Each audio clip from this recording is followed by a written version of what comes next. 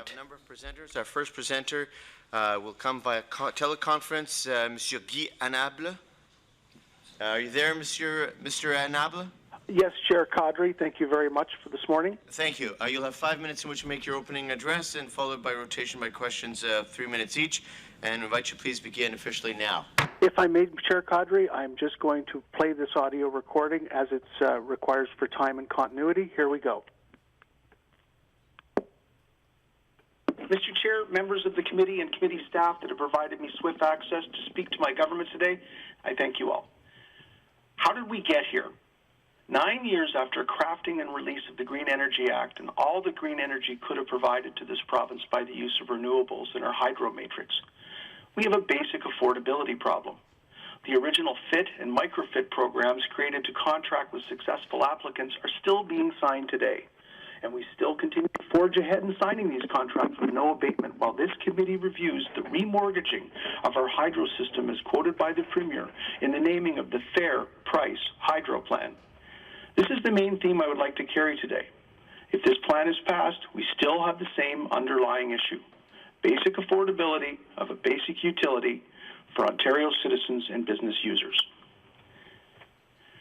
While the green dreams of the original plan may have been commendable and laudable, crafted with good intention for all in this province, it is now clear that the outcome of the original design and burden that it placed especially on rural R1 and R2 residential and business customers have broken the backs of many rural Ontarians.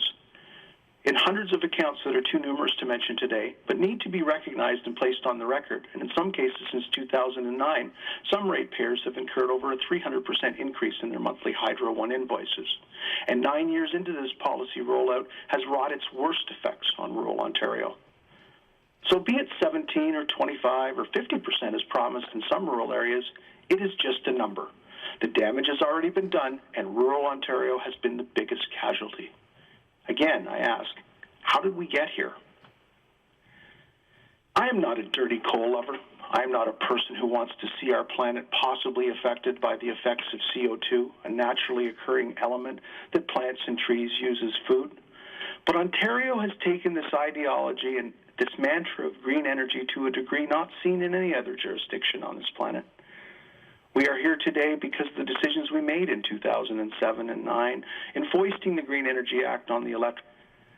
Yesterday, May 23rd, a report was issued and released by the Financial Accountability Officer that is really another restatement of how did we get here.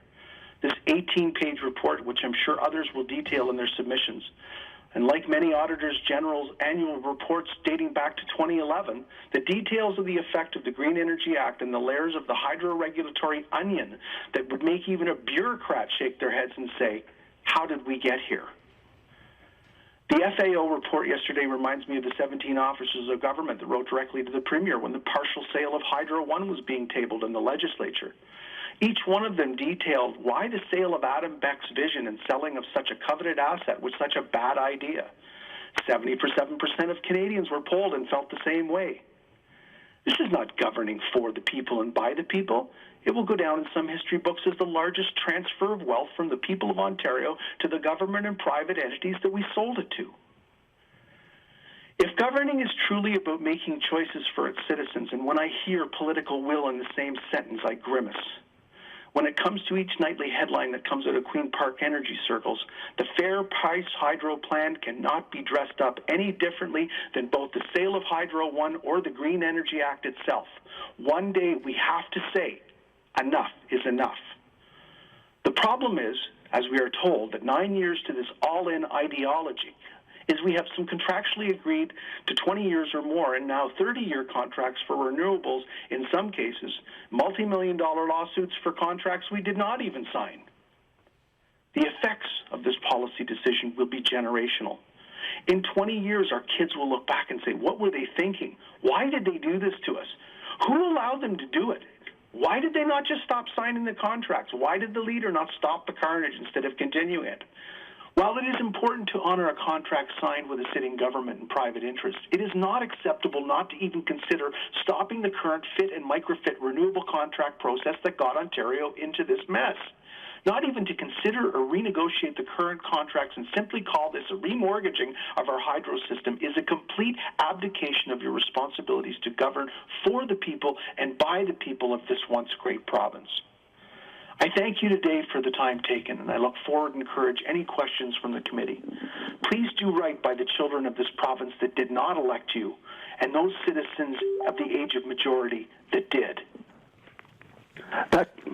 Thank you, Mr. Annable, for your, first of all, cleverly crafted remarks and expertly timed. We'll begin with the PC side, Mr. Yakubuski. 3 minutes. Thank you very much, Chair, and thank you, Mr. Annable, for joining us today via teleconference. You covered a fair bit of ground there, not only the current bill before the committee, but also the genesis of the problem. And you talked a lot about the rural effect of these electricity decisions. Now, and clearly you referenced the Financial Accountability Officer's report, so I presume you've had a chance to read it. It's pretty scary when you look at it as to what the effects could be down the road. Well, you know, as I'm from rural Ontario, as you know, and the incomes in rural Ontario are not what they are in other parts of the province. And while this looks like a bit of a break today, or when the bill passes on the hydro rates, down the road, we're going to pay even more and more. So the people in rural Ontario who have lower incomes are going to be affected relatively more than those with higher incomes. Does it not look like to you that this hydro plan, we'll talk about the plan, the so-called fair hydro plan, does it not look like a, taking a rusty car and putting a paint job on it? It's going to look good for a while, but is it not really, when it really starts to rust out, you're going to be paying through the teeth? I mean, is the effect of this just going to be catastrophic on rural people? Through the chair, Kadri, to committee member Yakubuski, you've made a couple of good points, John. A few things. The R1 and R2 residential delivery charges have been incredibly onerous on rural Ontario, as you know. The fact that fair hydro means a basic utility for all should be shared equally.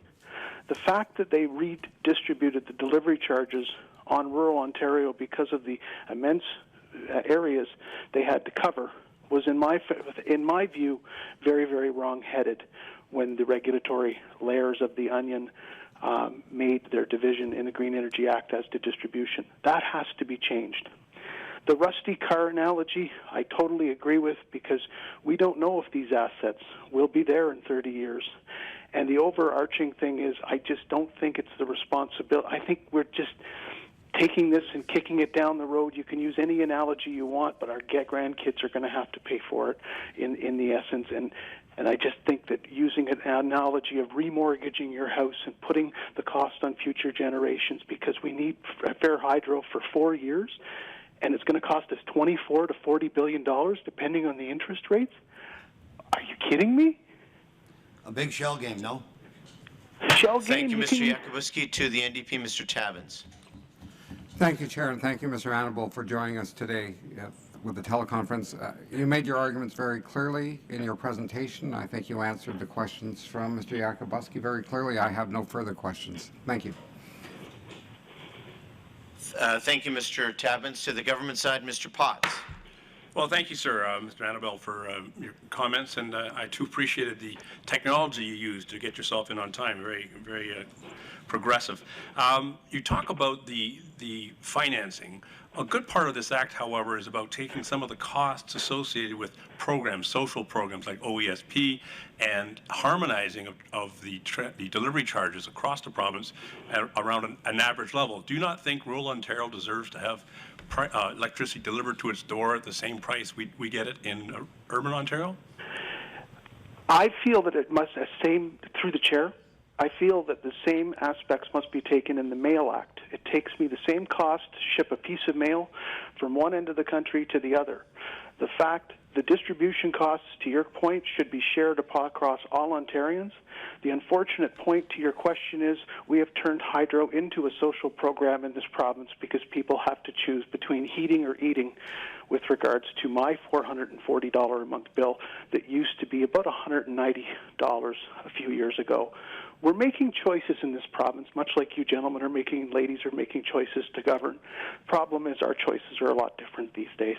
But you do support that aspect of the plan. I guess that's my point. And then secondly, yes, the fact only thing I don't taken support some of these social programs and we put them again on the tax base and not on a borrowing, and we've done it's being done without raising taxes, and it's being done with current revenue streams. So you support the fact that poorer people should have a cheaper electricity, and that should be borne as a social program across all our budgets? I don't think that we should create more bureaucracy to define who is a social beneficiary of hydro, a basic utility in this province. So no, I object to that point. And secondly, I think that it's also unfair that we also negate delivery charges for certain ethnic sections in this province, i.e. our Aboriginal people. I feel that's very unfair, and the Premier is causing further division in this province with policy determinations like that. Thank you for your time. Thank you, Mr. Potts, and thanks to you, Mr. Annable, not only for your deputation, but also your parliamentary demeanor. So thank you on behalf of the committee.